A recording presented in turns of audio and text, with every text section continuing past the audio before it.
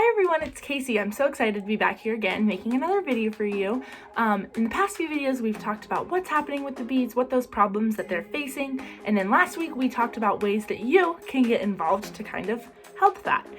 In today's video we're going to be discussing a case study done by the EPA that kind of explains what's going on and maybe why colony collapse disorder might not be the whole reason, but why it might also be contributing to it, because really no one knows what's causing colony collapse disorder. So just kind of examining all the different things that are happening and what those reasonings might be. Stay tuned. The amount of beehives that are surviving through the winter is significantly going down and has been for about the past 10 years.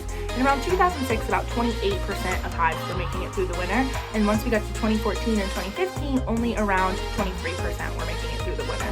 This was kind of an unexplained thing, and colony collapse disorder was kind of the scapegoat and the way to explain why these beehives were not making it through the winter. When beekeepers started to realize that their hives were kind of dying and dwindling, they were able to recognize this issue and noticed that all of these hives had around the same type of problems. Things that were happening to the beehives included sudden loss of colony worker bees population with very few dead bees at the colony, meaning that they were leaving the colony and the queen and brood remained, and the colonies had relatively abundant honey and pollen reserves.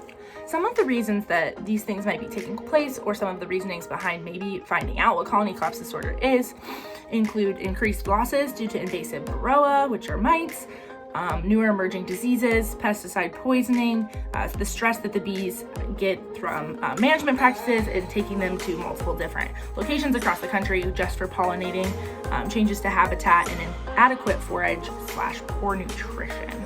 In this case study, the EPA states that they are working towards, finding a reasoning for this, and there are teams and people dedicated to finding these reasonings. They're doing things like sampling bee hives that have gone through this to see what's going on, and surveying different people and talking to different things and collecting different information, all to try to solve what's happening and what really is colony collapse disorder, because we still don't know.